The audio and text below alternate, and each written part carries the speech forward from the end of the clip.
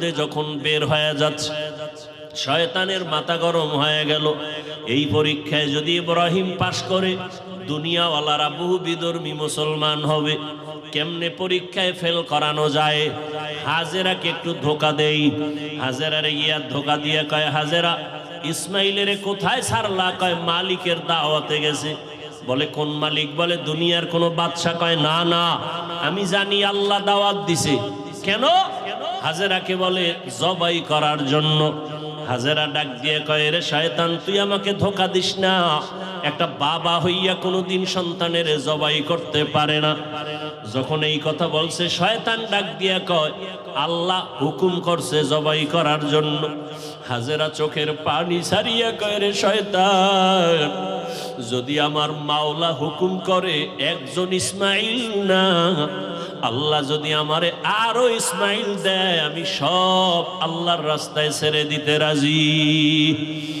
শয়তান দেখলো এখানে হাজেরাকে ধোকা দিয়ে আটকানো যায় না, দৌড়াইয়া গেছে শিশু ইসমাইলের একটু ধোকা দেওয়ার জন্য।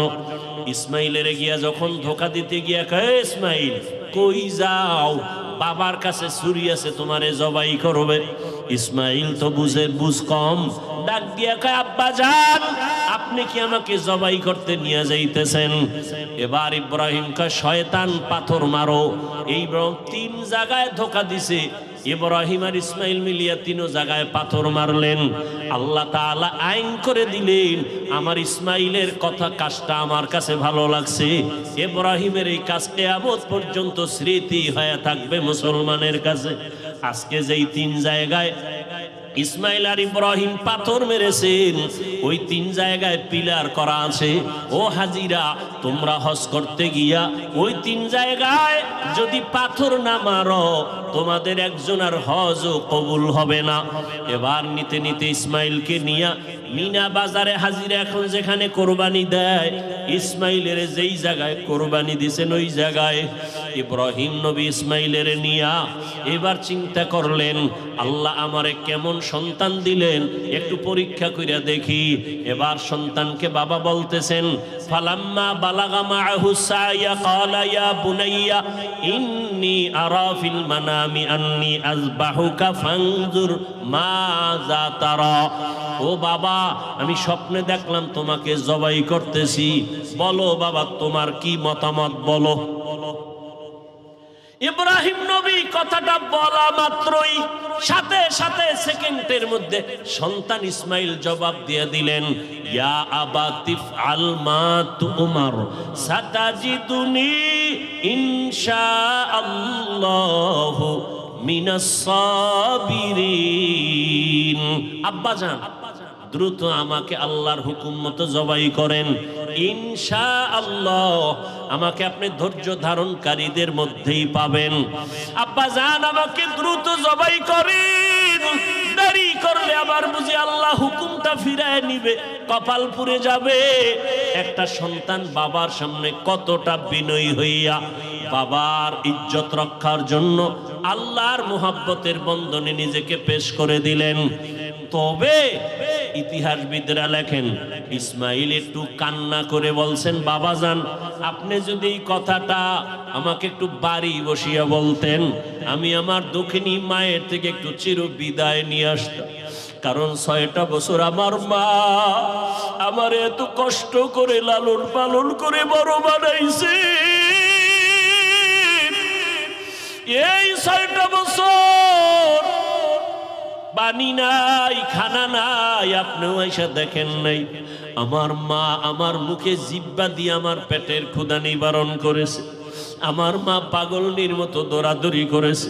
ও আব্বা জান, বাড়ির মধ্যে বসে যদি বলতেন আমি একটু মায়ের থেকে বিদায় নিয়ে আসতাম, পারি নাই, দুঃখ নাই বাবা, আমাকে এখানে জবাই করিয়া আমার রক্তমাখা পোশাকটা মায়ের কাছে নিয়ে যাবেন। আম্মা জান আমাকে না দেখে যদি বলে আমার ইসমাইল কই, আপনি আব্বা রাগ করে আমার মাকে কিছু বলবেন না, আমার আম্মা জানকে একটু সান্ত্বনা দিয়া বলবেন, ইসমাইল সালাম জানাইছে, আল্লাহ যদি কবুল করে হাসরের ময়দানে মোলাকাত হয়ে যাবে।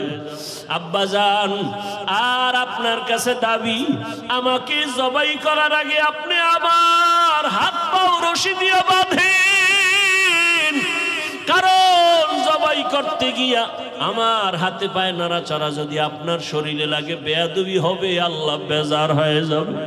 আব্বাজান, আপনি কাপড় দিয়ে আপনার চক্ষু দুইটা বেঁধে নেন, কারণ জবাই করার সময়, ছুরি চালানোর সময় আমার চেহারায় যদি আপনার নজর লাগে, মায়ার কারণে আপনি জবাই করতে পারবেন না, আল্লাহ বেজার হয়ে যাবে।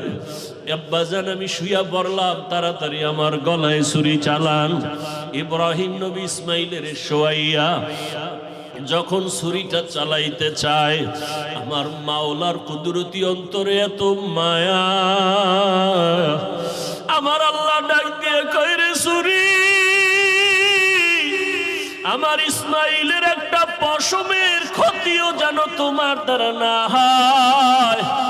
আল্লাহর হুকুমে ছুরি কোনো কার্যকারিতা করে না, একটা পশমও কাটে না। ইব্রাহিম নবী এবার পাথরের উপরে আঘাত করলেন, ছুরি দিয়া পাথরটা আলাদা হয়ে গেল। ইসমাইলের ডাক দিয়ে কয়, বাবা, এইবার ফাইনাল রেডি হও, তোমার জবাই করার সময় রক্ত আমার হাতে না লাগা পর্যন্ত ছুরি চালাইতেই থাকবো, না হয় আমি ছুরি চালানো বন্ধ করব না। এবার ইসমাইলকে শেষবারের মতো শোয়াইয়া ছুরি যখন চালাবে, রক্ত হাতে না লাগা পর্যন্ত ছুরি চালানো বন্ধ করবে না বলিয়া ইব্রাহিম নবী নিয়ত করে ফেললেন।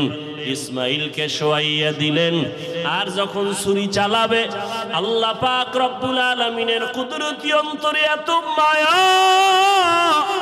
জিবরাইলের ডাক দিয়া কয়, জিবরাইল, আমার ইব্রাহিমের ওয়াদা, এমন ত্যাগ আর নিয়ত যে রক্ত না লাগা পর্যন্ত ছুরি চালানো বন্ধ করবে না। আমি তো ইসমাইলের জবাই চাই না, আমি চাই আমার হুকুমের জন্য কতটুকু তারা ত্যাগ স্বীকার করলো। আমার মোহাব্বতের পরীক্ষা চাইছি, আমি ইসমাইলের জবাই চাই নাই। আমার হুকুম মতো প্রশ্ন ছাড়া যখন তারা দুজনে রেডি হয়ে গেল, আমার পরীক্ষা হয়ে গেছে, আর লাগবে না। ইসমাইলের জবাই করার আগে, ছুরির নিচে দেওয়ার আগে, জান্নাতি একটা দুম্বা নিয়ে যাও, ইসমাইলের সরাইয়া জান্নাতি দুম্বাটা যখন ছুরির নিচে দিয়া দাও। ইব্রাহিম নবী ছুরি চালায়, জিব্রাইল আমিন দুম্বা নিয়ে রওয়ানা। দেখতেছে আমি যাইতে না যাইতেই মনে হয় ছুরির নিচে ইসমাইল জবাই হয়ে যাবে। জিব্রাইল আমিন আসমান থেকে একটা আওয়াজ দিছে, আল্লাহু আকবার, আল্লাহু আকবার। ইব্রাহিম নবী তাকাইছেন, তিনিও ডাক দিছেন, আল্লাহু আকবার, আল্লাহু আকবার। এবার ইসমাইলও আওয়াজ দিলেন, লা ইলাহা ইল্লাল্লাহ। এইভাবে আওয়াজ দিয়া ইব্রাহিম নবী যখন চক্ষু খুইলা দেখেন রক্ত হাতে লাগছে, ছুরিটাও ছাড়লেন। যখন তাকায়া দেখে, খুশি মনে ইসমাইল বুঝি কোরবানি হয়ে গেল, কিন্তু না, দেখে একটা অপরিচিত জন্তু জবাই হয়ে গেল। ইসমাইল পাশে সুন্দরভাবে দাঁড়ানো। বাবা আবার বুঝি ভয় পেয়ে গেলেন, ও ইসমাইল, আল্লাহ বুঝি আমার কোরবানি কবুল করবেন না, আর একবার চেষ্টা করি। সাথে সাথে ওহী নাজিল হয়ে গেল। আল্লাহ কয়, ওয়ানাদাইনাহু আইয়া ইব্রাহিম কদ সাদ্দাকতার রুইয়া ইন্না কাযালিকা নাজজিল মুহসিনিন। ইব্রাহিম, তুমি আমার পরীক্ষায় পাশ করছো। হাজেরা কাঁদতেছে ইসমাইলের জন্য, জলদি করে যাও। বলে আসছো মালিকের দাওয়াতে যাই, মালিকের থেকে কি হাদিয়া নিবা? আমার পক্ষ থেকে দুম্বার গোশত হাদিয়া দিয়া দিলাম। ওয়াফাদাইনাহু বিযিবহিন আযীম, আমার পক্ষ থেকে হাদিয়া দিলাম এই জবাই করা দুম্বার গোশত। ইসমাইলের নিয়ে যাও, ইসমাইলের হাজেরার কোলে ফিরায়া দাও, আর মালিকের পক্ষ থেকে দুম্বা হাদিয়া পৌঁছাইয়া দাও। আল্লাহ তাআলা বলেন, আসমান ও জমিনের পুরা ক্ষমতা আমি আল্লাহর কুদরতের হাতে। আমি আল্লাহ কাউকে চাইলে ছেলে দেই, কাউকে মেয়ে দেই, কাউকে দোনোটা দেই, কাউকে কোনোটাই দেই না। ক্ষমতা কার?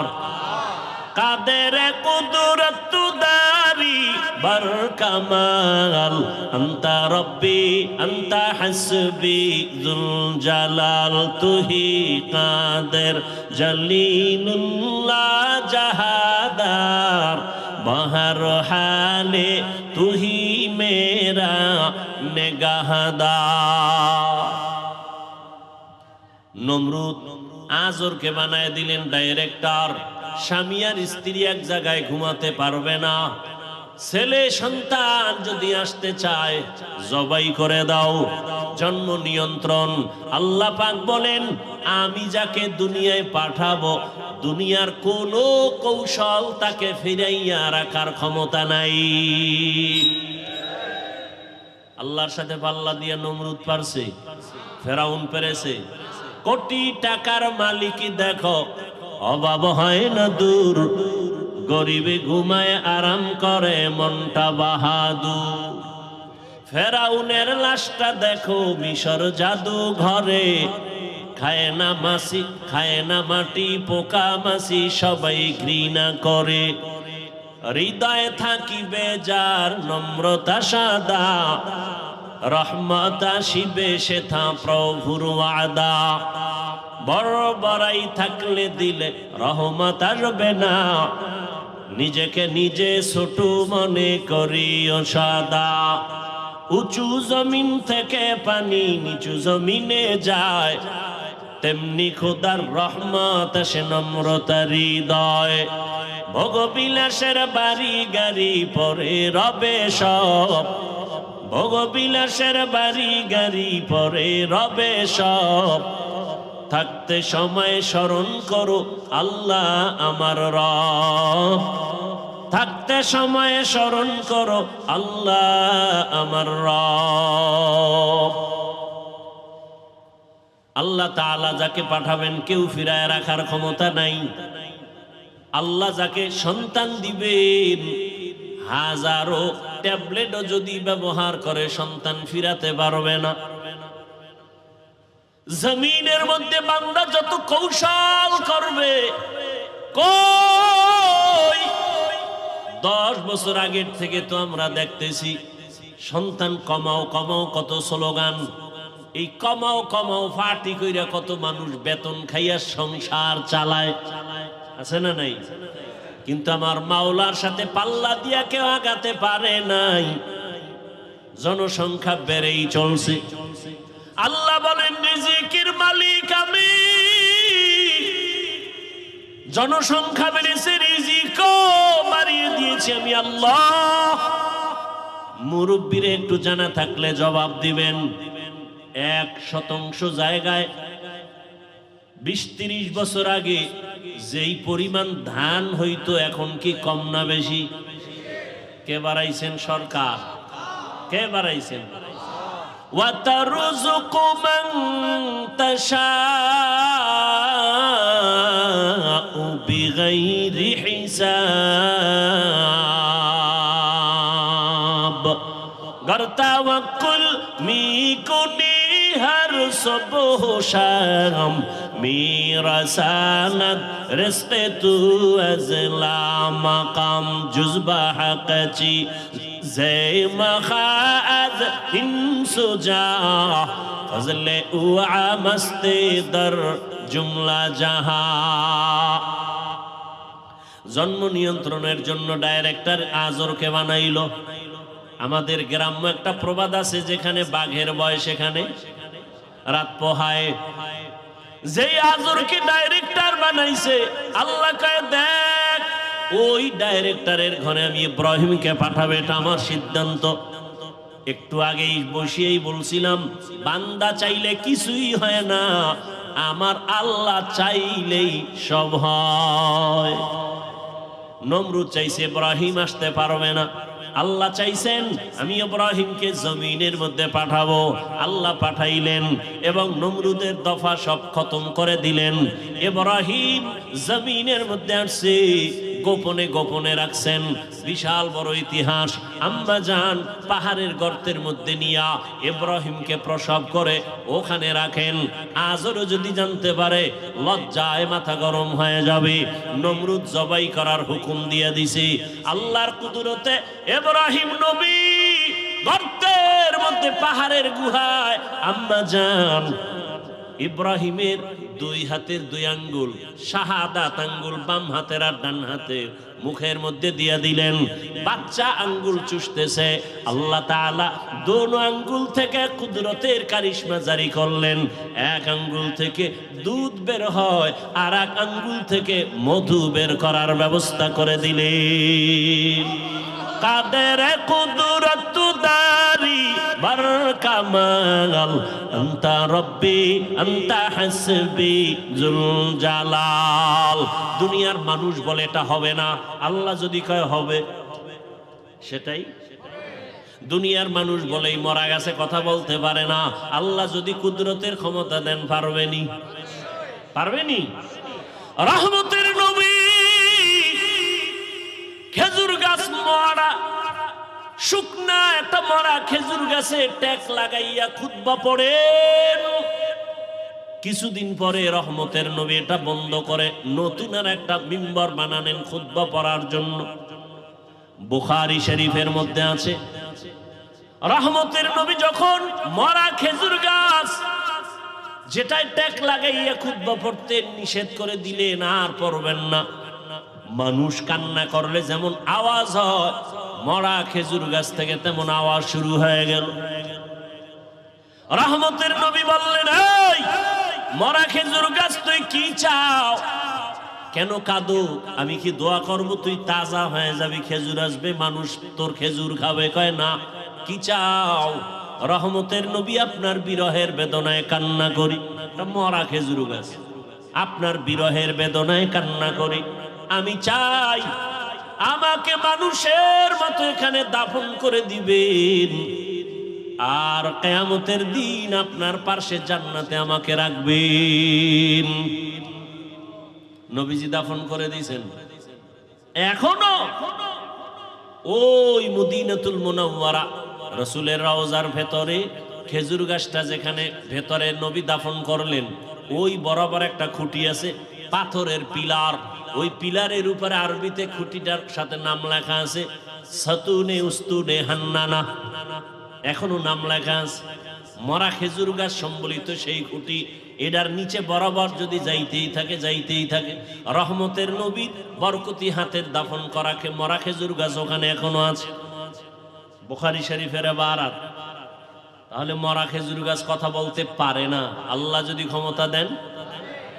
আবু জাহাল হাতের মধ্যে পাথর নিয়ে কয়, ভাতিজা যদি বলতে পারো আমার হাতের মুষ্টিতে কি আছে? বলে, চাচা বললে কি হবে? বলে, এখন কালেমা পড়ব। নবী বলেন, আমি বলতে জানি না। কেন জানো না? বলে, আমি গাইবের মালিক না। গাইবের মালিককে কুল্লা ইয়ালামু মান ফিস সামাওয়াতি ওয়াল আরদিল গায়বা ইল্লাল্লাহ। হে নবী, আপনিই বলে দেন, আসমানের বাসিন্দারা কেউ গায়েব জানে না, জমিনের বাসিন্দারা কেউ গায়েব জানে না, একমাত্র কে জানেন? নবী বললেন, হাতের মুষ্টিতে কি আছো? একটু আওয়াজ দাও। সাথে সাথে পাথরগুলো কালিমায়ে শাহাদাতের আওয়াজ দিল। সুবহানাল্লাহ। আবু জাহিল কত বড় বেঈমান, পাথরগুলো মাটির মধ্যে ফালায় বলে, মোহাম্মদ তুমি বড় জাদুকর। কপালে কি নাই? হেদায়েত নেই। আজরের ঘরে ইব্রাহিম, আস্তে আস্তে আজরের ঘরে আসিয়া ইব্রাহিম বড় হয়েছেন।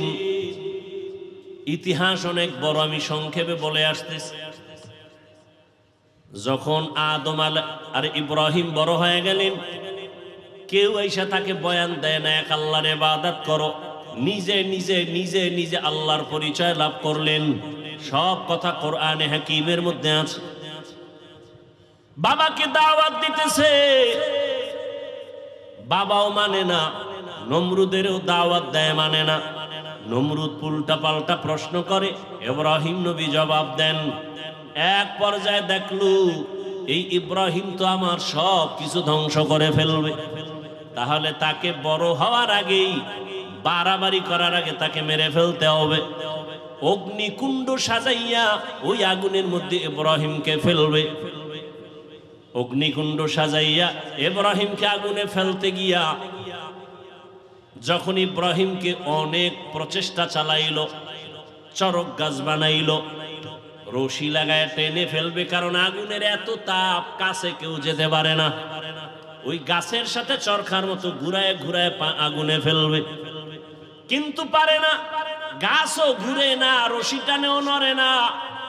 কি করা যায়? ব্যর্থ হয়ে যাবে নমরুদ। শয়তান এসে পরামর্শ দেয়, এই মুহূর্তে যদি ইব্রাহিমের পরনের কাপড় খুলে দাও, রহমতের ফেরেশতা চলে যাবে, ইব্রাহিমকে আগুনে ফেলে দেওয়াটা সহজ হবে। আর এক বর্ণনায় আছে, ঐতিহাসিকগণ বলেন, নমরুদ বলছে শয়তান পরামর্শ দিছে, এই মুহূর্তে ইব্রাহিমের সামনে যদি উলঙ্গ নারীদের দিয়া নাচ গান করতে পারো, রহমতের ফেরেশতা থাকবে না, ইব্রাহিমের আগুনে ফেলাটা সহজ হয়ে যাবে। নমরুদ নাচ গানের ব্যবস্থা করলো, উলঙ্গ নারীদের নাচ, অথবা ওই যে ইব্রাহিমকে উলঙ্গ করবে, এই কথা যদি মানতে যায় তো নমরুদ বলে, ইব্রাহিমের পরনের কাপড় কে খুলবে? কেউ সাহস পায় না। আরে আল্লাহ ওয়ালা যারা, আল্লাহর প্রিয় পাওয়ার ওয়ালা যারা, এদের কিচ্ছু নাই, চলেও সাদা সিধা, কিন্তু বড় বড় সন্ত্রাসীরা যখন তার সামনে যায়, মোমের মতো দুর্বল হয়ে যায়। এটাকে বলা হয় রব। আমার রসুলকে আল্লাহ রব দান করেছিলেন। বহু অমুকের ফাটায় দিবে, এই করবে সেই করবে। আল্লাহ ওয়ালাদের ব্যাপারে যারাই যত বেয়াদবি করে, সামনে আসলে তওবা করতে বাধ্য হয়ে যায়। এটা আল্লাহর কুদরতি একটা পাওয়া। তো ইব্রাহিমের পরনের কাপড় কে খুলবে, উলঙ্গ কে করবে? কেউ সাহস করে না। বাবা আজর রেডি হয়ে গেল। ইব্রাহিমের সামনে গিয়া যখন দাঁড়াইছে উলঙ্গ করার জন্য, ইব্রাহিম চোখের পানি ছেড়ে কাঁদেন আর বলেন, হে বাবা, সন্তান বিপদে পড়ে, বাবা গিয়া উদ্ধার করে। তুমি আমার জন্মদাতা বাবা, এই হাজারো মানুষের সামনে আমাকে উলঙ্গ করে লজ্জা দিও না। শুধু তাই না, তুমি তো দেখো না আসমানের ভেতরে লক্ষ লক্ষ ফেরেশতা আমার সহযোগিতায় দাঁড়ানো আছে। বাবা শুনে নাই। এক পর্যায়ে ইব্রাহিমকে যখন আগুনে ফেলা শুরু হয়ে গেল, জিব্রাইল আমিন কানের সাথে মুখ লাগায় বলেন, ও আল্লাহর খলিল, কোন সাহায্যের প্রয়োজন আছে কিনা? ইব্রাহিম আল্লাহর এমন পরীক্ষায়, কঠিন কঠিন পরীক্ষায় পড়েছেন, প্রত্যেকটা পরীক্ষা আল্লাহ পাশ করায় দিছেন। এখানেও একটা পরীক্ষা। যদি বলতেন হ্যাঁ সাহায্য লাগবে, তাহলে গায়রুল্লাহর মুখাফিকি হয়ে গেল। ইব্রাহিম নবী বললেন, না, আমি এমন মালিকের গোলাম, আমার কোন সাহায্যের যদি প্রয়োজন হয়, আমার আল্লাহ তো অন্ধ না, তিনি দেখতেছেন, প্রয়োজন হলে তিনি আমার সাহায্য করবেন।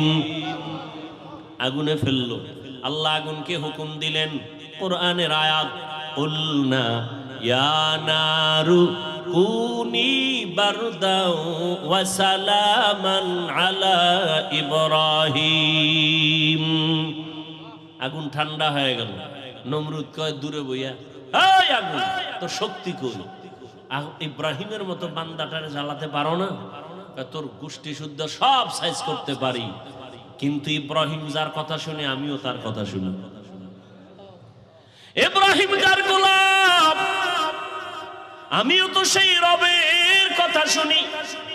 রব আমাকে হুকুম করেছেন ইব্রাহিমের একটা পশমের যেন ক্ষতি না হয়। আমার শক্তি দুর্বল হয়ে গেছে। আবার আমার রব যদি হুকুম দেয় আমেরিকার সব আমি আগুন দিয়ে জ্বালায় দিতে পারি, সে ক্ষমতা রব আমারে দিলে 1 সেকেন্ডের বিষয়। এরে নবীরা আশিক, দীর্ঘদিন ইব্রাহিম নবী আগুনের মধ্যে ছিলেন, একটা পশমের ক্ষতি পর্যন্ত হয় নাই। দেখছেননি আল্লাহ পারেনি সব। আপনি তো মনে করেন পানির মধ্যে পড়লে মরে যাবো, আর সেই পানির মধ্যে মাছের পেটে ইউনুস নবীর আল্লাহ রাখছেননি? সে আল্লাহ এখন নাই। সেই আল্লাহর উপরে ভরসাটা কই? ইউনুস নবী মাছের পেটে গিয়েও তো আমার মালিকের ভুলেন নাই। আল্লাহ বলেন যে আমাকে ভুলবে না, আমিও তাকে ভুলি না। মাছের পেটে পানির ভেতরে একেবারে অন্ধকারে আবার সশরীরে ফিরাইয়া দিলেন। আগুনের মধ্যে ইব্রাহিম খুব আনন্দ, পশম জ্বলে না। দেখছেননি? এরাও মানুষ, আমরাও। আগুন তাদের ভয় করে, আর আমরা কেমন মানুষ আগুনকে ভয় করি। আমরা পানিরে ভয় করি, পানি তাদের ভয় করে। আমরা বাঘরে ভয় করি, আর কেমন মানুষ বাঘ তাদেরকে ভয় করেন। এরাও মানুষ, আমরাও মানুষ। এই জন্য শুরুতে বলছিলাম সূরাতে আমরা মানুষ, কিন্তু আমাদের চরিত্র এত খারাপ, কোরআনের আয়াত অনুযায়ী আমরা পশুর থেকেও খারাপ, অথচ দাবি তো করি মানুষ। এজন্য ওলামায়ে কেরাম লিখছেন বক্তা হওয়া সহজ, পীর হওয়া সহজ, ডাক্তার হওয়া সহজ, মানুষ হওয়া বড় কঠিন। গর্ব সূরত আদমি ইনসাবুদে আহমদবু জাহলো হামেক সাবুদে আদমিরা আদমিয়ত লাজমাস আউদেরাগর বুনা বাশদ হি জামাস আদমিয়ত লাহমশা মো পশত নিস আদমিয়ত জুজরে যায় দোস্ত নিস। ইব্রাহিম নবী দীর্ঘদিন থাইকা আল্লাহর হুকুমে বের হয়ে গেলেন। এইবার বের হইয়া কয় না, এত বড় জালেমের দেশে আর থাকা যাবে। এবার হিজরত শুরু। হিজরত থেকে এবার ইব্রাহিম নবী বিশ্ব সুন্দরী বিবি সারার সাথে, চাচাতো ভাই আত্মীয় এক নবী তার সাথে, এবার ইব্রাহিম নবী বিদায় নেয় আর বললেন ইন্নী জাহিবুন ইলা রাব্বি সাইয়াহদিন, আমি আমার রবের দিকে রওনা করলাম। অর্থাৎ আমার রবের সন্তুষ্টি অর্জনের জন্য যেই জমিনে গেলে আমি রবেরে পাবো সেখানে রওনা দিলাম। সাইয়াহদিন, নিশ্চয়ই আমার আল্লাহ দ্রুত আমার জন্য রাস্তা খুলে দিবেন। যাওয়ার পথের ঘটনা জানেন। ইব্রাহিম নবী বিশ্ব সুন্দরী বিবি সারাকে নিয়ে আসে, কিন্তু কোনো সন্তান নাই। রাস্তার মাঝে এই সুন্দরীর খবর পাইয়া এক জালেম মিশরের মধ্যে তারে আটকায়া দিল। সুন্দরী সারাকে নিয়ে গেল তার খাস কামরার ভেতরে। ইব্রাহিম নবী চুপচাপ বসে আছেন, জালেমের আটকায় পড়ে গেছেন। কত কঠিন কঠিন পরীক্ষা নবীদেরকে আল্লাহ করেছেন, এর মধ্যে সব থেকে কঠিন ইব্রাহিম নবীর উপরে পরীক্ষা। যাবে হিজরত করিয়া এক জালেম থেকে, মাঝখানে যে আর এক জালেমের আন্ডারে বেরিয়ে গেছে। বিবিকে নিয়ে গেছে ধরে খাস কামরায় জালেম ঢুকাইয়া বলে তুমি বিশ্ব সুন্দরী, ওই পুরুষ তোমার স্বামী? বলে হ্যাঁ। ইব্রাহিম নবী পেরেশান হয়ে গেলেন। আমার স্ত্রী কত সতী সাধ্বী, কত বড়, আমি এক নবীর স্ত্রী, আজ না জানি বেঈমানের হাতের ছোঁয়া লাগে না পাক হাত। আল্লাহ কয় ইব্রাহিম অন্তরের চক্ষু খুলে দিলাম, ওই জালেম যা করবে এখানে বসে সব দেখতে পাইবা। ক্ষমতা আল্লাহ দিতে পারে না? পারে না? এরকম পাওয়ারওয়ালা বান্দা আছে না নাই? এই পাওয়ারের নাম কোরআনের ভাষায় ফুরকান। ইয়া আইয়ুহাল্লাযীনা আমানু ইন তাত্তাকুল্লাহ ইয়াজআল লাকুম ফুরকানা। তাকওয়ার উপরে যারা মজবুত হয়ে চলবে, আল্লাহ বলেন আমি তাদেরকে ফুরকান নামের এক পাওয়ার দান করব। মা মা'নাল ফুরকান হুয়া নূরুম মিন ইলাহি, আল্লাহর একটা নূরের আলো। হাদিসের ভাষায় পাওয়ারের নাম ফেরাসাত।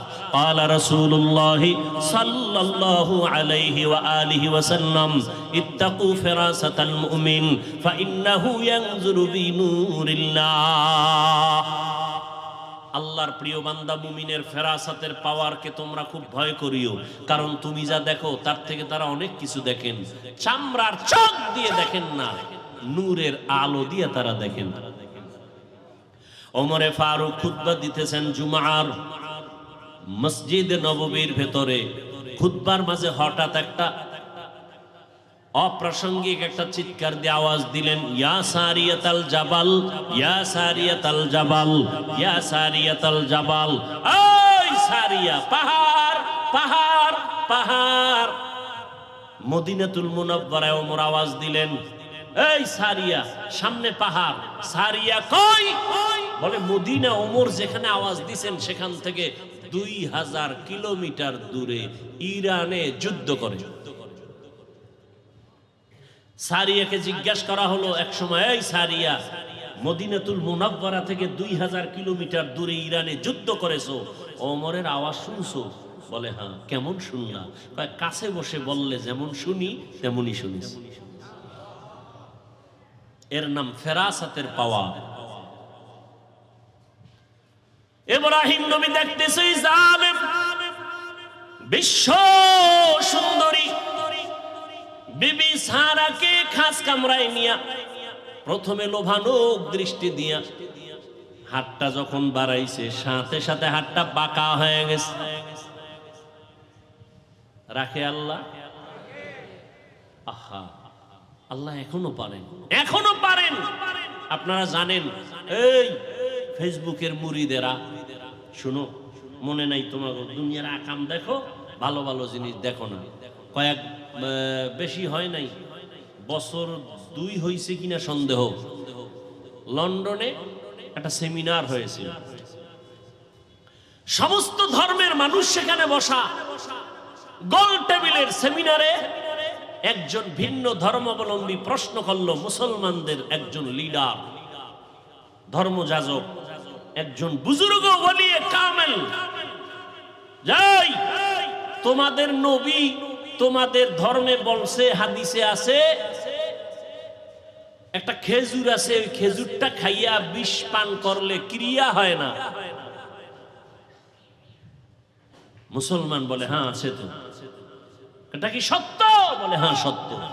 দেখাবা? বলে পারবা? পারবো। দাও। আজওয়া খেজুর সামনে নিয়ে আসা হল। আজওয়া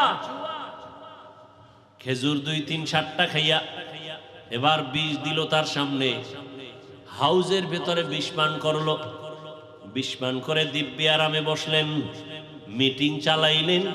বিন্দু থেকে বিন্দু বিষ তার ভেতরে গিয়া কোনো ক্রিয়া করলো না। কুদরত কার?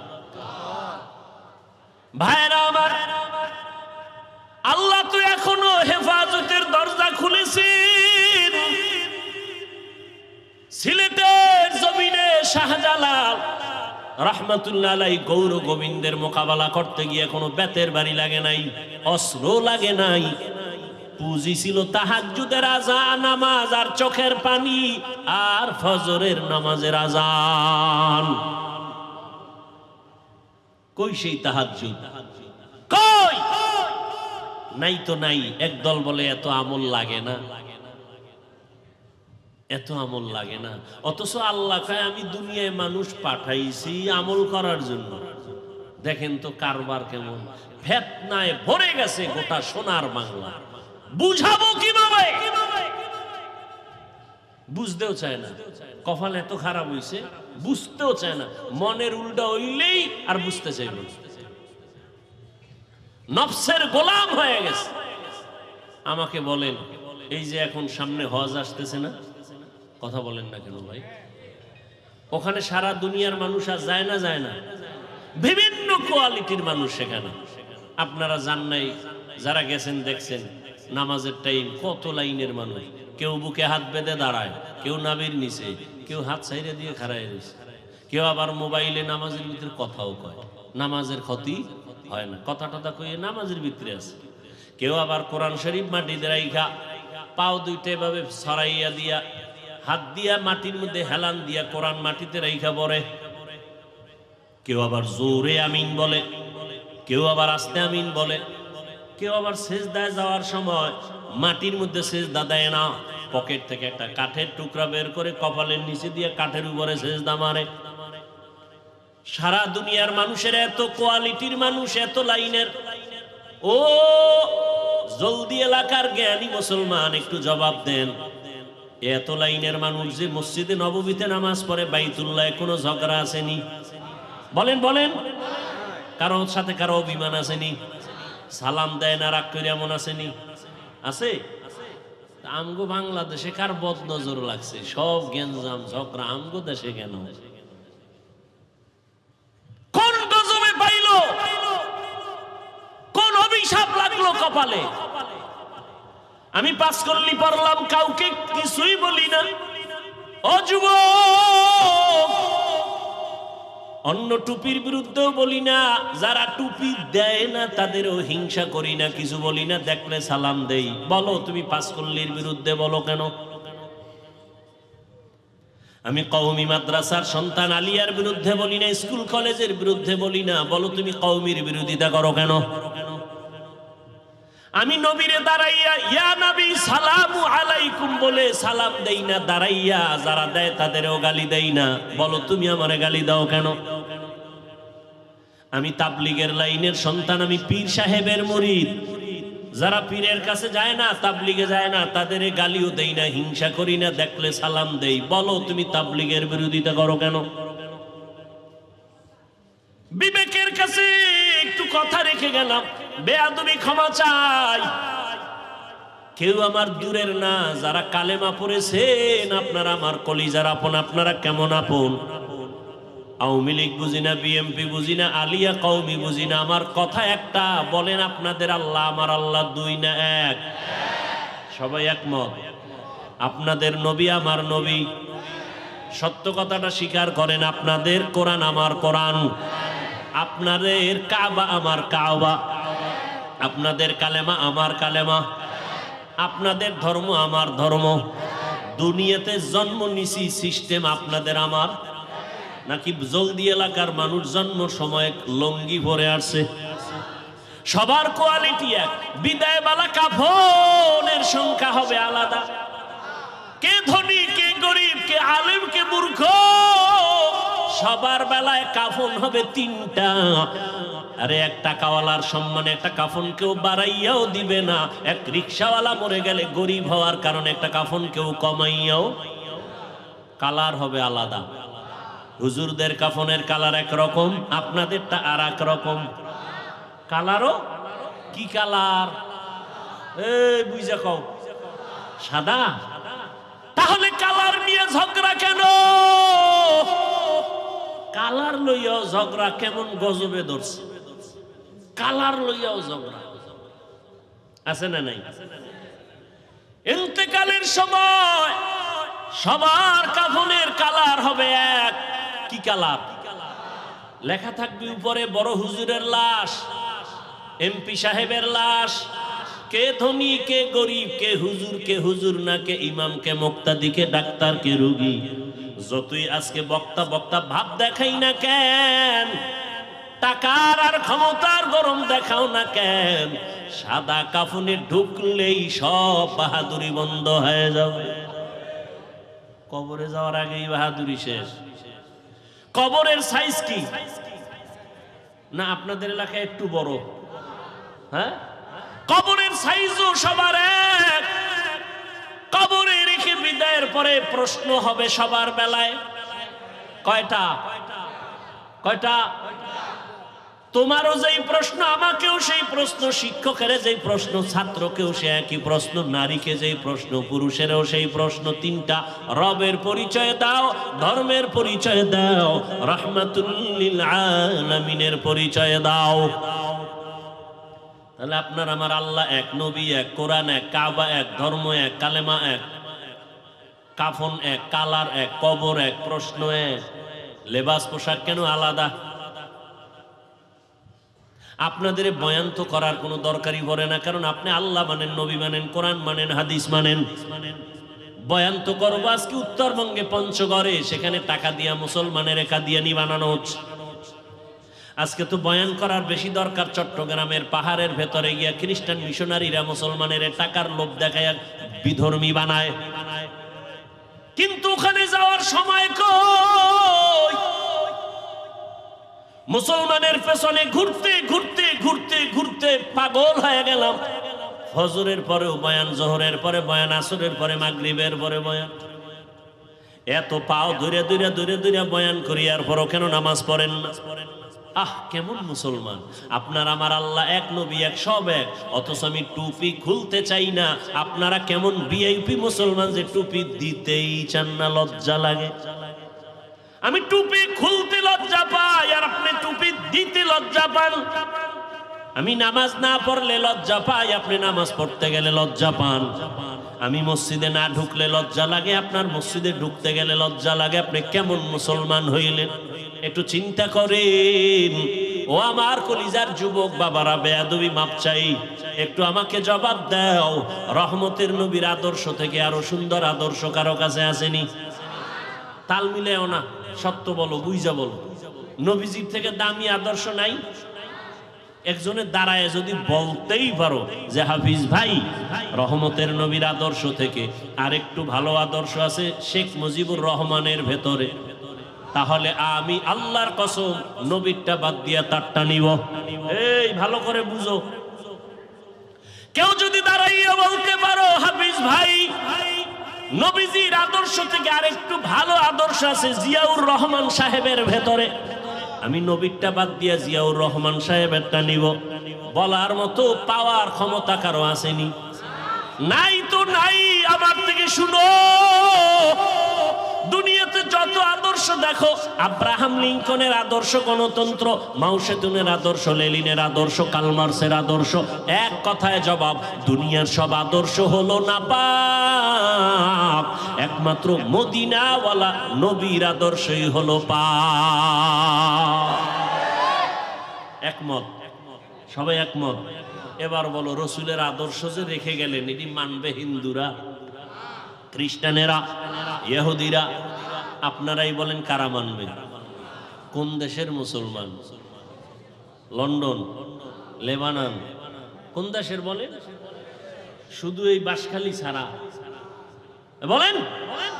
তা আপনাদের নামাজ নাই কেন, টুপি নাই কেন, দাড়ি নাই কেন, পর্দা নাই কেন, সুদ খান কেন, সুদের টাকায় ব্যবসা কেন, লোন উঠাইয়া বাড়ি গাড়ি কেন? জমিনে আল্লাহর যত বড় বড় দুশ্মন আছে, এই বড় দুই দল দুশ্মন আছে, এদের থেকে বড় দুশ্মন জমিনে আল্লাহর কাছে আর কেউ নাই। সব থেকে বড় দুশ্মন আল্লাহ।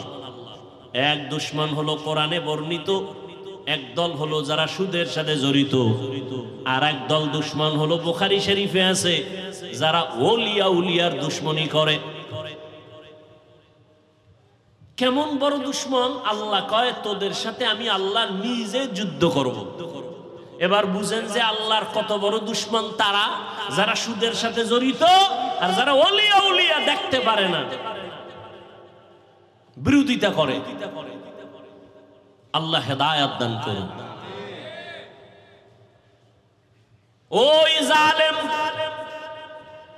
নবী ইব্রাহিমের স্ত্রী প্রথম বিবি সারার উপরে হাত বাড়ায় গেল, পাক বাঁকা হয়ে গেল, সাথে সাথে তওবা করছে, আর করুন না।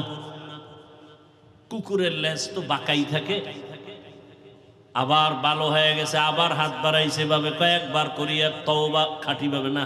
এই তোমার কাছে হাত বাড়াইতে পারি না, তোমার ভিতরে কি পাওয়ার আছে বলো তো?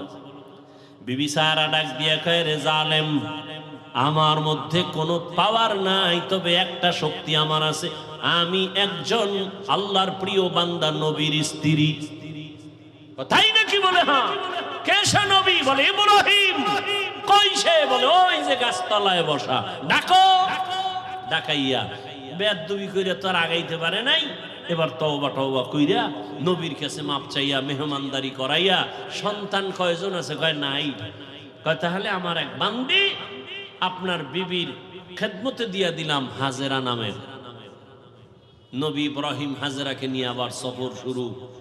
ইতিহাস বড় আল্লাহর কাছে। তখন নবীর বয়স 80 পার হয়ে যাচ্ছে, তখন দোয়া করছেন একটা নেককার সন্তানের জন্য। রব্বি হাবলি মিনাস সালিহিন, ও দয়ার মালিক তুমি আমাকে একটা নেককার সন্তান দান করো। প্রত্যেকটা মা বাবার সন্তানের উপরে দায়িত্ব, সন্তান আল্লাহর কাছে চাইতে হবে, এটা বাবার দায়িত্ব, আল্লাহ নেককার সন্তান দাও। মাকেও দায়িত্ব আল্লাহর কাছে দোয়া করতে হবে, আল্লাহ নেককার সন্তান দান করো। এজন্য নামাজের পরে পরে বারবার এই দোয়াটা পড়বেন, রব্বি হাবলি মিন লাদুনকা যুররিয়াতান তাইয়্যিবাতান ইন্নাকা সামিউদ দুআ। আল্লাহ দোয়া কবুল কইরা সুসংবাদ দিয়ে দিলেন, ফাবাশশারনাহু বিগুলামিন হালিম, সুন্দর এক আদর্শওয়ালা সন্তান আমি তোমাকে দিচ্ছি। হাজেরার গর্ভে সন্তান চলে আসছে, প্রথম সন্তান। আল্লাহর পক্ষ থেকে নাম রাখলেন ইসমাইল। 80 বছরের পরে যেই সন্তান বাবায় পাইছেন, ওই সন্তানের উপরে কত মায়া, কত মহব্বত। কিন্তু আমার মাওলার পরীক্ষা আরো কঠিন, এত কঠিন পরীক্ষা ইব্রাহিমের উপরে আল্লাহ চাপায় দিলেন। ও ইব্রাহিম, সন্তানের মায়া যেন আমার আল্লাহর মহব্বতের মাঝখানে যেন পর্দা ফেলতে না পারে। কিন্তু পর্দা ফেলতেছে। আল্লাহ তো গাইবের মালিক, সব জানলেন। জানিয়েই আল্লাহ আবার পরীক্ষা দিলেন, না ইব্রাহিম তোমার এই কলিজার সন্তান সহ মা সহ জঙ্গলে নির্বাসনে দাও। আল্লাহর হুকুম চলে আসলো। এবার বিবি সারাকে রাখিয়া ইসমাইলকে নিয়া, শিশু ইসমাইল মা হাজেরা নিয়ে চললেন মক্কার জমিনে। ইন্না আউওয়ালা বাইতি উযিআ লিন-নাসি লাল্লাযী বিবাক্কাতা মুবারাকান ওয়া হুদা, মুবারাকান ওয়া হুদান লিল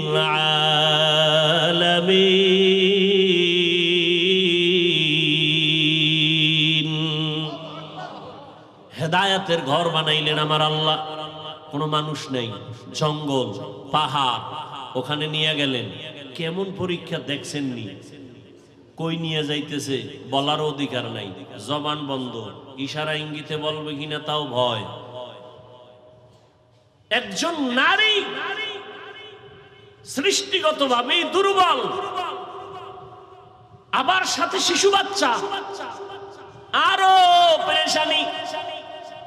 বাইতুল্লাহর পাশে সাফা মারওয়া, এখন যে পাহাড়ের মাঝখানে জঙ্গল, চতুর্মুখী ওখানে রাখলেন। রাইখা ইব্রাহিম নবী হাঁটা শুরু করছে। কইতন কই আইলাম, কই রাখতেছি, কেন রাখতেছি, কয়দিনের জন্য, কোন আওয়াজ নাই। আল্লাহর পরীক্ষা ইব্রাহিম, জবান খোলা যাবে না। ইব্রাহিম নবী তো যাইতেছে। হাজেরা পেরেশান হয়ে গেলেন, ও পয়গম্বর আমাদের আপনি কোথায় রাখেন? জবাব নাই। কই যান? জবাব নাই। কয়দিনের জন্য? আওয়াজ নাই। শেষ সময় পিছন দিক দিয়া মা হাজেরা ইব্রাহিম নবীর আঁচলটা ধরে বললেন, দাঁড়ান, আপনার কথা বলবেন না, ঠিক আছে, এইটা শেষ সময় বইলে যান। আমগো যেখানে রাখলেন এটা কি আমনের মন মতো নাকি রবের ইশারা? নবী এখনো জবান খুলে না, তবে ইশারায় বললেন রবের ইশারা। মাথা নাড়াইয়া বললেন এটা রবের হুকুম। লা তাআতা লি মাখলুকিন ফি মাসিয়াতিল খালিক। খুতবায় হাদিস পড়েছিলাম, নবী বলেন কোন মাখলুকের মন সন্তুষ্ট করার জন্য মালিকের সাথে কোনো বিরোধিতা করা যাবে না।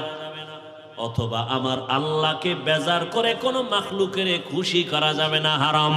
আল্লাহকে বেজার করে মা বাবারে খুশি করা হারাম, আল্লাহকে বেজার করে পীরকে খুশি করা হারাম, আল্লাহকে বেজার করে ওস্তাদকে খুশি করা হারাম, আল্লাহকে বেজার করে কোনো ব্যক্তিকে খুশি করা হারাম। দুনিয়ার সব বেজার হয়ে যাক, কোনো দুঃখ নাই, আমার আল্লাহকে বেজার করা যাবে না। ইশারায় বললেন হ্যাঁ, রবের হুকুমে রেখে গেলাম। রেখে তো গেলেন। ইব্রাহিম নবী তো জবান বন্ধ, কোনো আওয়াজ নাই। ইশারায় বুঝাইলেন রবের হুকুম। এই আওয়াজটা পাইয়া মহিলাদের দিল তো স্বাভাবিক একটু নরম। মা হাজেরা কান্না শুরু করলেন আর বললেন, ও দয়ার স্বামী, এখানে আপনি আমার রবের হুকুমে রেখে যাইতেছেন। আমার বাচ্চা শিশু ইসমাইল ছাড়া কেউ নাই, মানুষ নাই, জঙ্গল পাহাড় অন্ধকার, একটু পানি আছে, এই পানি যদি না থাকে কোথায় যাব? বাচ্চারে যদি দুধ পান করাইতে না পারি, নির্জন জায়গা, কোথায় যাব?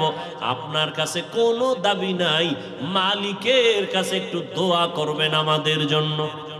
ইব্রাহিম নবীর জবান তো বন্ধ। হাজেরা বলতেছে, নবী কানে শুনতেছে, জবাব না দিয়া হাঁটতেছে। হাইটা হাইটা পাহাড় বাইয়া নিচে নামলেন।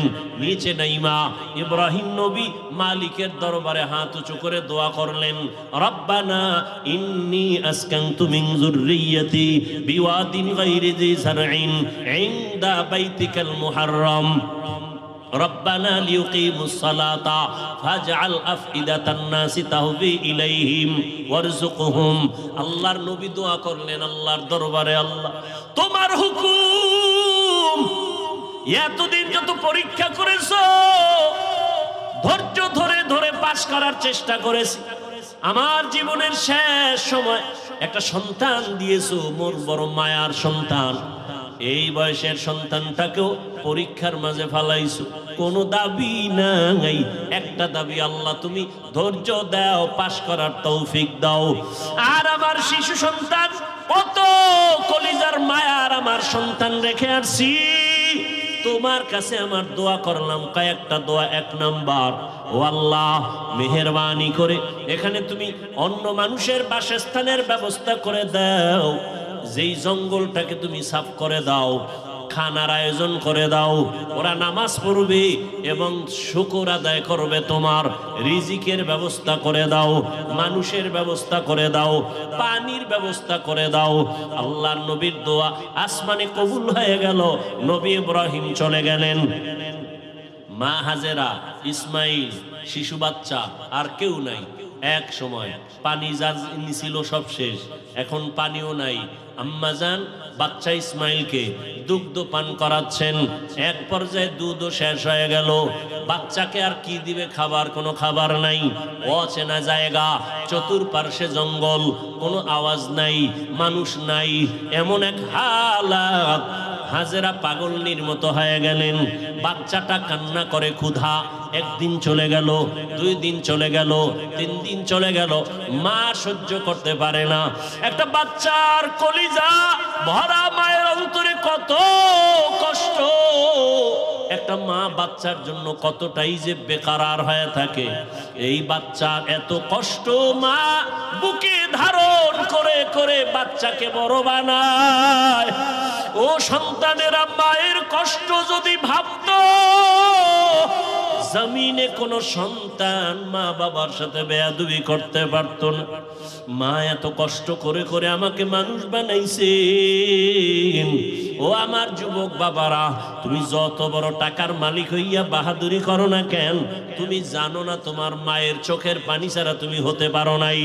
মায়ের চোখের পানি আর দোয়া ছাড়া টাকার মালিক হতে পারো নাই। মা বাবার চোখের পানি দোয়া ছাড়া কোনো সন্তান সম্মানের চেয়ারে বসতে পারে না। মা বাবার চোখের পানি দোয়া ছাড়া পরীক্ষায় ভালো নাম্বার পাইতে পারে না। ও সন্তানেরা, ওই মা বাবার চোখের পানি আর দোয়া তোমার জীবনের সফলতার চাবি। বেয়াদবি করবা না, ওই মায়ের ঋণ জীবন দিয়েও আদায় করা সম্ভব হবে না। ইসমাইল শিশু বাচ্চা ক্ষুধার তৃষ্ণায় কান্না, কান্না করে, ক্ষুধা, পেটে ক্ষুধা প্রচন্ড রূপ ধারণ করলো। মা হাজেরা কোথায় যাবে, পানিও নাই, খানাও নাই। হঠাৎ করে তাকায় দেখে মারোয়া পাহাড়ে একটু পানি পানি মনে হয়, কিন্তু দৌড় দিছে আম্মা জান।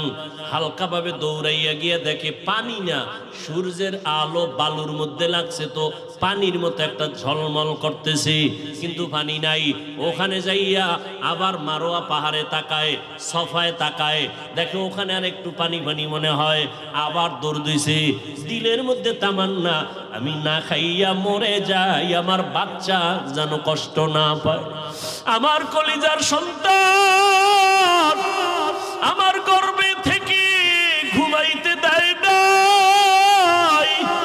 একটা বাচ্চা গর্ভে নিয়ে মা খানা খাইতে বসছে, বাচ্চা পেটের মধ্যে আঘাত করেছে, মায়ের পেটে এমন বেদনা শুরু হয়েছে, মা খানার প্লেটটা সরাইয়া বিছানায় শুয়ে কান্না শুরু করেছে।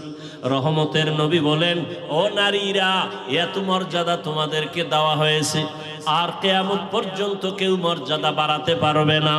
ওই যে বাচ্চা গর্ভে নিয়া কষ্ট করে করে না খাইয়া দিন কাটাইলা, এক একটা দিন আমার আল্লাহ নারীর আমল নামায় রোজার সওয়াব দান করবেন। মা বাচ্চা গর্ভে নিয়ে রাতে ঘুমের বিছানায় গেছে, হঠাৎ করে বাচ্চা আঘাত করেছে, মা ঘুমাইতে পারে নাই, সারা রাত কান্না করে কাটাইছে। আল্লাহর নবী বলেন, একটা মা বাচ্চা গর্ভে নিয়ে রাত ঘুমাইতে পারে না, আল্লাহ তাআলা ওই মায়ের আমল নামায় কদরের রাতের সওয়াব আল্লাহ দান করবেন। এত মর্যাদা নারীদেরকে আল্লাহ দান করেছেন। আজকে যারা বলে ইসলাম নারীর অধিকার দেয় নাই, মর্যাদা দেয় নাই, এদের মতো চরিত্রহীন মুসলমান, ইসলামের দুশ্মন, মানবতার দুশ্মন জমিনে আর কেউ নাই। মা হাজেরা দৌড় দিলেন দুই পাহাড়ের মাঝে, দৌড় দিলেন কয়েকবার। এই যে দৌড় আল্লাহর কাছে খুব ভালো লাগছে। আল্লাহ পাক কিয়ামত পর্যন্ত আইন বানায় দিলেন, বিধান বানায় দিলেন। এই মক্কার হাজিরা, হজ করতে যদি যাও, আমার হাজেরা যেই পাহাড়ে 7টা চক্কর লাগাইছে, হাজি যদি হজ করতে গিয়া সফা মারওয়ায় আমার হাজেরার মতো চক্কর না দেও, আমি কোনো হাজির হজ কবুল করব না। নবীজি বাইতুল্লাহ তাওয়াফ কইরা যখন চক্কর দিতে গেছে সফা মারওয়ায়, নবী শেষ বয়সের হজের সময় খুব কষ্ট লাগছে, আল্লাহর কাছে কয় মনে মনে, ও আল্লাহ, তুমি আমারে, হাজেরা দৌড় দিছে, যদি মায়ে দৌড়টা না দিত আমাকে কষ্ট লাগতো নি। আল্লাহ পাক জানায় দিলেন, নবী, আমার কাছে ভালো লাগছে হাজেরার দৌড়, শুধু আপনি না, কিয়ামত পর্যন্ত যত মানুষ আসবে বাইতুল্লাহ হজে আসবে, এই সফা মারওয়ায় যদি দৌড় না দেয়, একজন আর হজ কবুল করা হবে না। পাগলের মতো দৌড়াও, মাওলার দরবারে গিয়া মাওলার আশিক হইয়া যাও। চুলগুলো এলোমেলো, সাবান লাগানো যাবে না, হাজি। নখ বড় হয়ে গেছে, নখ কাটা যাবে না, ময়লা পরিষ্কার করা যাবে না, আতর লাগানো যাবে না, এটা পাগল হয়ে যাবে। মাওলার দরবারে পাগলামি, কার পাগল? জোরে বলো। এটা বুঝার মতো যাবো মেধা নাই, ওরাও পাগল। ওরাও কি? ওরা দুনিয়ার পাগল, ওরা আখেরাতের পাগল। এজন্য ওরা বুঝে না যে মাওলার পাগল কেমনে হয়। ওখানে গিয়া পাগলামি, মাওলা পাকের মুহাব্বতের আশিক, আশিক মাশুক কি চায় সেইটাই দেওয়ার জন্য পাগল। প্রেমিকা আমার কাছে কি চায়, প্রেমিক তা খুশি রাখার জন্য তাই করে। বন্ধু কোন রঙের জামা পরে, আমার ওই জামা লাগবে, তো বন্ধুর মুহাব্বত আরো বাড়বে। টুপি মাথায় দেওয়া যাবে না, গেঞ্জি গায়ে রাখা যাবে না, সাদা কাপড় মরার আগে মরণের কাপড় পেঁচাও। এইবার সবার এক আওয়াজ, কে ফকির, কে ধনী, কে শিক্ষিত, কে অশিক্ষিত, সবার এক পোশাক, এক আওয়াজ। সব এক দরবারের ভিক্ষুক, সবার আওয়াজ এক, লাব্বাইক আল্লাহুম্মা লাব্বাইক লাব্বাইক লা শারীকা লাকা লাব্বাইক ইন্নাল হামদা ওয়ান নি'মাতা লাকা ওয়াল মুলক লা শারীকা লাক। আপনাদের কষ্ট হয় মনে হয়? আর একটু সামনে যাব, শেষ করে দিই কথাগুলো। ভাইয়েরা আমার, উঠা বসা করলে মোনাজাত দিয়ে দিন। আমি এটা পারবো না, কারণ কষ্ট, আপনি যদি আমাকে মূল্যায়ন না করেন আমার দরকার কি বয়ান করা। ভাইয়েরা আমার, মা হাজেরা দৌড়াচ্ছেন আর চোখের পানিগুলো পড়তেছে, ওদিকে ইসমাইল বাচ্চাও কান্না করে। বাচ্চা কান্না করলে দেখবেন ওদের পা গুলো লাফায়নি, দেখছেন নি আপ ডাউন করে, তো বাচ্চার পা লাফাচ্ছে। হঠাৎ করে পানির ফোয়ারা শুরু হয়ে গেছে। মা হাজেরা পানি দেখে একটা দৌড়াইয়া গিয়া পানিটারে আটকানোর জন্য, পারে না মহিলা মানুষ, খুব খুশি, তার ইবরানি ভাষায় একটা আওয়াজ দিলেন। দেখছেন নি মাওলার কুদরত, কি দিলেন? পানিকে বললেন জাম জাম, থাম থাম। আল্লাহর কাছে এই শব্দটাও কবুল হয়ে গেছে। কিয়ামত পর্যন্ত এই পানিকে কি পানি বলে? শব্দটা কার? এই মাত্র বলছি, শেষ। মা হাজেরার জবানের আওয়াজ জাম জাম, থাম থাম। পৃথিবীর বিশুদ্ধ পানি। সাহাবাদের মধ্য থেকে কেউ নবীকে জিজ্ঞাসা করলেন, ইয়া রাসূলুল্লাহ, এই ঝমঝম কূপের পানির তলা কই? Crore crore crore million trillion trillion পানি হাজী সাহেবরা নিয়ে যায়, কমে না বাড়ে না, সমান। নবী কয় এই জমজম পানির কূপের তলা হলো হাউজে কাউসারের সাথে। আরো জোরে বলো, কোথার সাথে? মুফাসসিরিনে কেরাম লিখেছেন কাউসারের পানির থেকেও জমজমের মূল্য বেশি। রাসূলকে যখন মেরাজে নেওয়া হয়, নবীজি বলেন জিবরাইল আমিন আমাকে ধইরা জমজম কূপের পানি দিয়ে ওযু বানাইলেন। ওযু বললাম, এর আগে আমাকে শোয়াইয়া, চিৎভাবে শোয়াইয়া আমার বুকটাকে চিরলেন, ভেতর থেকে কলব বের করলেন, স্বর্ণের পেয়ালায় রাখলেন, ঝমঝম দিয়া ধুইলেন, আবার ভেতরে রাখলেন, এরপরে আবার আটকায় দিলেন। রক্ত গেল না, সেলাই লাগলো না, ব্যথা অনুভব করলাম না। এইভাবে আল্লাহ আমাকে কুদরতের অপারেশন করছেন আমার জীবনে 4 বার। কয়বার? 4 বার। রসুলের এই যে কলব বের করে ধুইলেন, কি পানি দিয়া? জমজম পানি, বরকতের পানি। আম্মাজান হাজেরা পানি আটকায় দিলেন, পানি থেমে গেল, নিজে পান করলেন। আজকে কিতাব দেখছি, আজকে নবীজি বলতেছেন মা যদি ঝম ঝম থাম থাম না বলতেন তাহলে পানি পুরা পৃথিবীটা সয়লাভ হয়ে যেত। ইমামে আজম আবু হানিফা বলেন আম্মাজান আমাদের জন্য রহমত, তিনি বলার কারণে আজকে অনেক পবিত্র অবস্থায় পানি আছে। না হয় জেনাকারেরা এই পানি দিয়ে গোসল করে পানি নাপাক করে ফেলত, মদখোরেরা মদ পান করে মাতাল হয়ে পানির মধ্যে ডুব দিত, পানির সম্মান কমে যেত। ঝমঝম এমন একটা পানি, এর 25টা উপকার আছে ঝমঝম পানির। কয়টা? এর মধ্যে একটা হলো সাধারণ পানি পান করলে পিপাসা নিবারণ হয়, পেটের ক্ষুধা নিবারণ হয় না।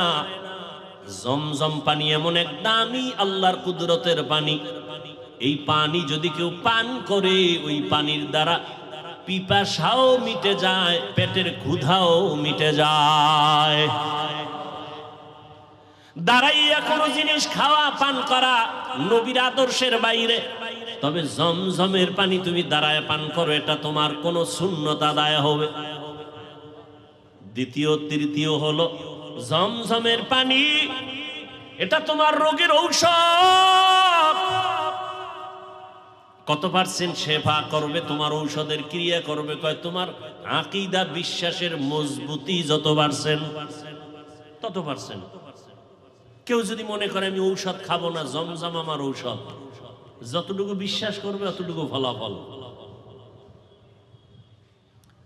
পানি পান করলেন, ইসমাইল সুস্থ হওয়া শুরু হয়ে গেল। একটা দোয়া কবুল হয়ে গেছে। কার দোয়া? ইব্রাহিম নবীর দোয়া। লোকজন আল্লাহ আইনে দিয়েও এক দোয়া করছেন। ব্যবসায়ীরা যাচ্ছে এলাকা দিয়ে, পানির প্রয়োজন, খুঁজতে খুঁজতে আইয়ে জমজমের কাছে হাজির। মালিককে? মহিলা, বাচ্চাওয়ালা। আমাকে একটু পানি দিবেননি? মা হাজেরা বলে দিব, বেশি দিব, যত লাগে তত নেন, শর্ত এখানে বাড়িঘর করেন, চাষাবাদ করেন, থাকেন। আবাদ শুরু হয়ে গেল। এবার আর এক দোয়া চাইছে ইব্রাহিম নবী, ওয়ারযুকহুম, রিজিকের ব্যবস্থা করেন। আল্লাহ পাক রব্বুল আলামিন জিব্রাইলের মাধ্যমে তায়েফের জমিনে কুদরতে আল্লাহ এক ফলের বাগান এনে দিলেন। যেই বাগানে 12 মাস ফল হবে, ফল হবে 12 মাস। আল্লাহ রিজিকের ব্যবস্থা করে দিলেন। মানুষজন বসবাস শুরু হয়ে গেল। এখন আর ওয়ানাবাদী এলাকা আবাদি হয়ে গেল, মানুষজনের অভাব নাই। কত আনন্দে জীবন যাপন করে। ইসমাইল বড় হতে হতে হতে হতে 6 বছর প্লাস হচ্ছে। ইব্রাহিম নবী এর মধ্যে একদিনও আর আসেন নাই। আল্লাহর পরীক্ষা দ্বিতীয়টা এবার আবার শুরু, কোরবানির। ওদিকে ঢুকবো। ইব্রাহিম নবী এই 6 বছরে আর আসেন নাই। ছেলে কেমন, কি মায়া, আল্লাহর পরীক্ষা কত কঠিন। ইব্রাহিম নবী এই জিলহজ মাস 8 তারিখ, 9 তারিখ, 10 তারিখ স্বপ্ন দেখা শুরু করলেন। তোমার কলিজার আপন জবাই করো আমার পথে, আমার নামে। ভাবলেন, নাম তো কয় নাই, কারে? 100 উট জবাই করলেন। দ্বিতীয় রাতে আবার স্বপ্ন দেখেন, হয় না, তোমার মোহাব্বতের জিনিস জবাই করো। আবার 100 উট জবাই করলেন। ফাইনালে নবী তো বুঝতে পেরেছেন আমার জীবনের কলিজার আপন আমার ইসমাইল ছাড়া আর কেউ না। আল্লাহর হুকুম হয়ে গেছে, ইসমাইলকে জবাই করার জন্য বাবা এবার রেডি হয়ে গেলেন। একটা ছুরি আর একটা রশি গোপনে নিয়ে রওনা হলেন মক্কা নগরীতে ইসমাইলকে জবাই করার জন্য। কারো কাছে কিছু বলা যাবে না। এলাকায় গিয়া দেখে সেই এলাকা তো এখন আবাদি, সুন্দর বাড়িঘর, মানুষজন, মাঠে বাচ্চারা খেলতেছে। একটা ডাক দিয়ে কয়, এই এনি ইসমাইল আছেন? ইসমাইল? বাচ্চারা কয়, ইসমাইলকে বুঝলাম না। একজনে কয়, হ্যাঁ আমি চিনি। ইসমাইল কোথায়? ওরা বাড়ি আছে, নিকা আছে। ওই সবার বড় বড় ঘর, কিন্তু ইসমাইল যেই ঘরে থাকে একটা ছোট ঝুপড়ির মতো। ইব্রাহিম নবী যত কদম বাড়ায় কলিজাটা কেমন যেন ফেটে যাইতেছে, মায়া আর মায়া চুম্বকের মতো। আমার কলিজার আপন, এত আদরের সন্তানের এতদিন আমি পাই নাই। যত সামনে যায় তত ইব্রাহিমের কলিজাটা দুর্বল হয়ে যায়। ঘরের দরজায় ইসমাইলের পাইয়া ডাক দিছে, বাবা আসো। কিন্তু ইসমাইল চিনে নাই লোকটাকে। ঘরের মধ্যে দৌড় দিছে। আল্লাহর নবী সালাম দিলেন, আসসালামু আলাইকা ইয়া আহলাল বাইত। ঘরের মধ্যে ঢুইকে যখন হাজেরা দেখলো, সালাম নিয়ে কান্না শুরু করল। চোখের পানি, হৃদয় হৃদয় ভাঙ্গা কান্না। ইসমাইলের মা কয়, চিনোনি বাবা? এই তোর বাবা ইব্রাহিম। বাবার কাছে যাও, দূরে থাকিও। মালিকের কঠিন পরীক্ষার ইসমাইল, এই তোর বাবা নবী ইব্রাহিম। বাবা সন্তানের পাইয়া বুকে জড়াইয়া কান্নার আওয়াজ, এমন মায়ার কান্না শুরু হয়ে গেল। নবী আবার চিন্তা করলেন, না জানি আবার মায়ার কারণে পরীক্ষায় ফেল করি। নবী বললেন, হাজেরা দেরি করার সময় নাই, জবাই করতে নিব তাও তো বলা যাবে না। নবী কৌশল করে বললেন, ও হাজেরা, ইসমাইলের সুন্দর করে সাজাইয়া দাও, মালিকের দাওয়াতে যাব। মা হাজেরা তো ভাবছেন দুনিয়ার কোন মালিক দাওয়াত দিছে সেখানে যাবে। মা হাজেরা বুঝতে পারেন নাই যে আসল মালিক দাওয়াত দিয়েছে। মা হাজেরা এতটুকু বুঝা দুনিয়ার মালিকের দাওয়াতে যাবে, বাবার সাথে যাবে। মা বড় আনন্দিত হইয়া ইসমাইলের এমন সুন্দর করে সাজায় দিলেন। এবার ইসমাইলের নিয়ে বাবা রওয়ানা। বাবা সামনে হাঁটে, ইসমাইল পেছনে পেছনে হাঁটে। মা দুঃখিনী দরজার কিনারায় দাঁড়ায় দাঁড়ায় সন্তানের দিকে তাকায় থাকে। একটা সন্তান যখন আপনাদের এলাকার মানুষ বাঁশখালী থেকে চট্টগ্রাম যায় বা বিদেশ যায়, মা ঘর থেকে যখন সন্তানের বের করে দেয়, মা চোখের পানিগুলো আঁচল দিয়ে মুছে সন্তানের পেছনে পেছনে মাও কিছু দূর আগায় যায়। মা সহ্য করতে পারে না, সন্তান আবার কই, ওরে ও আমার কাছে থাইকা যখন মা বলিয়া ডাক দেয়, কলিজাটা ঠান্ডা হয়ে যায়। একটা সন্তানের মা ডাকে এত মজা, দুনিয়ার বাদশাও যদি বানায় দেয় এত মজা পাওয়া যায় না। সন্তান যখন আম্মু বলে ডাক দেয়, মায়ের কলিজাটা ঠান্ডা হয়ে যায়। মা হাজেরা ইসমাইলের বিদায় দিয়া তাকায় তাকায় কান্না করে। ইব্রাহিম নবী পিছনে তাকায় না, তাকাইলে মায়ার কারণে পরীক্ষায় পাশ করা যাবে না। ইসমাইলও আনন্দে আনন্দে যখন বের হয়ে যাচ্ছে, শয়তানের মাথা গরম হয়ে গেল। এই পরীক্ষায় যদি ইব্রাহিম পাশ করে, দুনিয়াওয়ালারা বহু বিধর্মী মুসলমান হবে। কেমনে পরীক্ষায় ফেল করানো যায়? হাজেরাকে একটু ধোকা দেই। হাজেরারে গিয়া ধোকা দিয়ে কয়, হাজেরা ইসমাইলের কোথায় ছাড়লা? কয় মালিকের দাওয়াতে গেছে।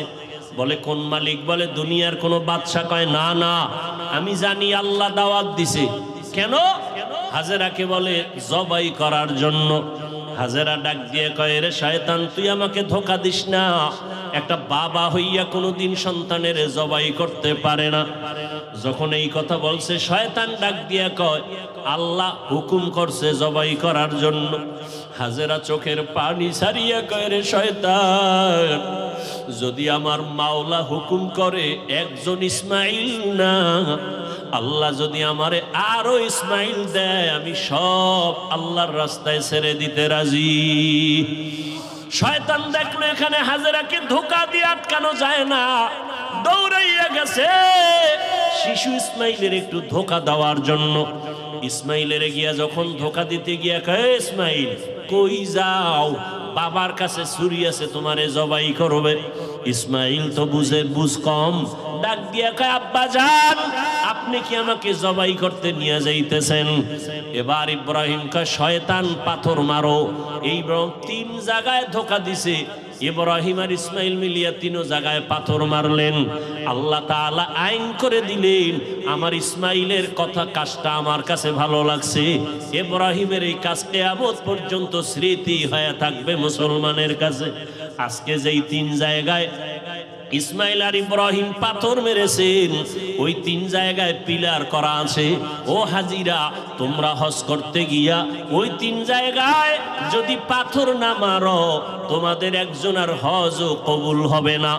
এবার নিতে নিতে ইসমাইলকে নিয়া মিনা বাজারে হাজিরা এখন যেখানে কোরবানি দেয়, ইসমাইলের যেই জায়গায় কোরবানি দিছেন ওই জায়গায় ইব্রাহিম নবী ইসমাইলের নিয়া এবার চিন্তা করলেন, আল্লাহ আমারে কেমন সন্তান দিলেন, একটু পরীক্ষা কইরা দেখি। এবার সন্তানকে বাবা বলতেছেন, ফালাম্মা বালাগা মাআহু সায়া ক্বালা ইয়া বুনাইয়া ইন্নী আরা ফিল মানামি আন্নী আযবাহুকা ফানজুর মাযা তারা। ও বাবা, আমি স্বপ্নে দেখলাম তোমাকে জবাই করতেছি, বলো বাবা তোমার কি মতামত বলো।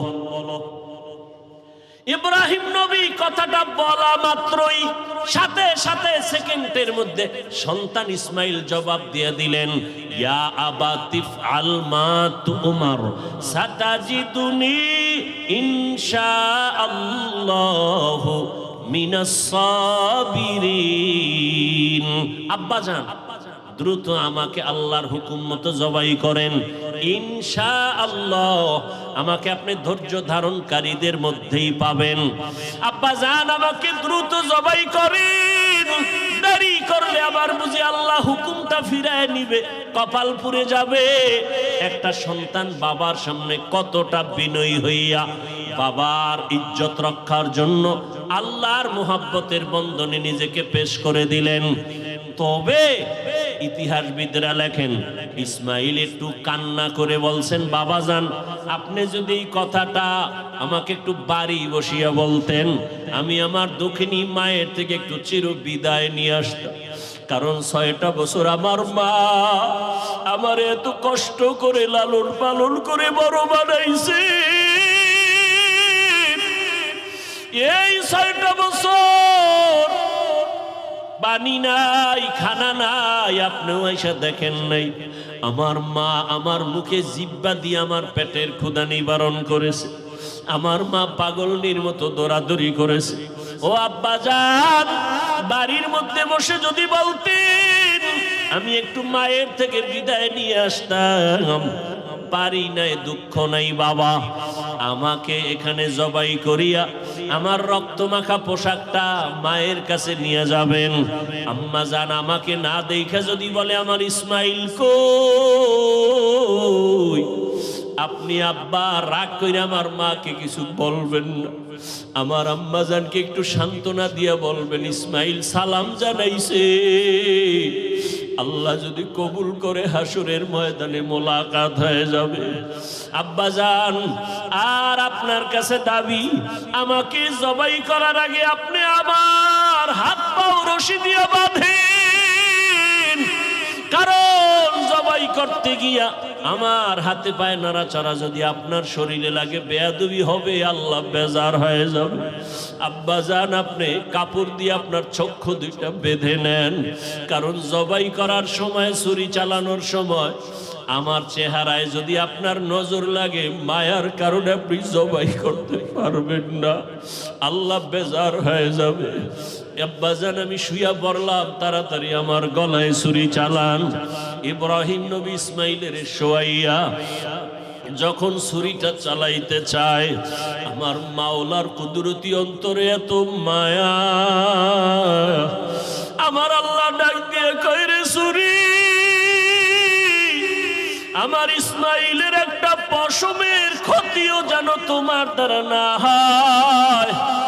আল্লাহর হুকুমে ছুরি কোনো কার্যকারিতা করে না, একটা পশমও কাটে না। ইব্রাহিম নবী এবার পাথরের উপরে আঘাত করলেন, ছুরি দিয়া পাথরটা আলাদা হয়ে গেল। ইসমাইলের ডাক দিয়ে কয়, বাবা এইবার ফাইনাল রেডি হও, তোমার জবাই করার সময় রক্ত আমার হাতে না লাগা পর্যন্ত ছুরি চালাইতেই থাকবো, না হয় আমি ছুরি চালানো বন্ধ করব না। এবার ইসমাইলকে শেষবারের মতো শোয়াইয়া ছুরি যখন চালাবে, রক্ত হাতে না লাগা পর্যন্ত ছুরি চালানো বন্ধ করবে না বলিয়া ইব্রাহিম নবী নিয়ত করে ফেললেন। ইসমাইলকে শোয়াইয়া দিলেন, আর যখন ছুরি চালাবে, আল্লাহ পাক রব্বুল আলামিনের কুদরতি অন্তরে এত মায়া,